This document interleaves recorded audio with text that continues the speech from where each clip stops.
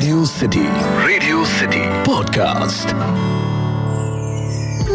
Radio city पर कहानी पौराणिक भारत की।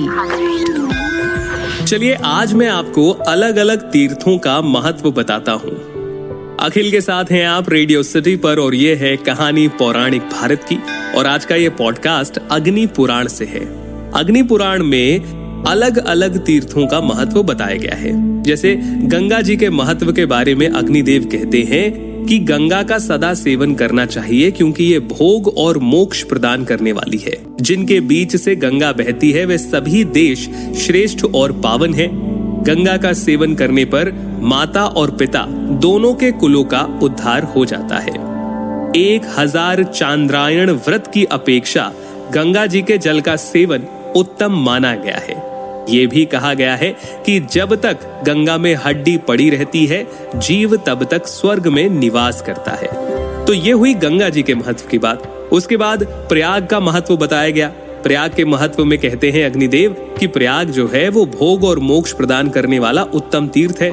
प्रयाग में ब्रह्मा विष्णु आदि बड़े देवताओं के साथ साथ मुनिवर भी निवास करते हैं। नदियां, समुद्र, सिद्ध, गंधर्व तथा अप्सराएं भी इस तीर्थ में निवास करती हैं। अग्निदेव यहाँ तक कहते हैं कि अगर वेद भी आकर आपसे कहे कि प्रयाग तीर्थ को छोड़ दो तो प्रयाग तीर्थ को नहीं छोड़ना चाहिए। प्रयाग में 60 करोड़ 10,000 तीर्थों का निवास है और इसीलिए ये सबसे श्रेष्ठ तीर्थ है। और इसके अंदर यानी कि प्रयाग में वासुकी नाग का स्थान, भोगवती तीर्थ और हंस प्रपतन ये उत्तम तीर्थ माने गए हैं। करोड़ों गाय दान करने से जो फल मिलता है वही फल 3 दिनों तक प्रयाग में स्नान करने मात्र से मिल जाता है।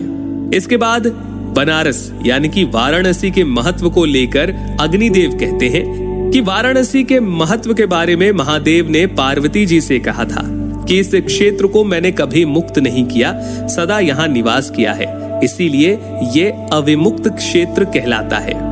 अविमुक्त क्षेत्र में किया हुआ जप, तप, होम, दान अक्षय फल देता है।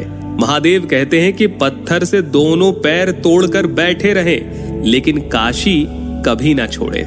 काशी के बाद अग्निदेव नर्मदा नदी का महत्व बताते हैं और कहते हैं कि नर्मदा श्रेष्ठ तीर्थ है। गंगा का जल स्पर्श करने पर मनुष्य को तत्काल पवित्र करता है, किंतु नर्मदा का जल दर्शन मात्र से ही पवित्र कर देता है। नर्मदा तीर्थ 100 योजन लंबा और 2 योजन चौड़ा है और नर्मदा नदी मनुष्यों को भोग और मोक्ष प्रदान करने वाली है।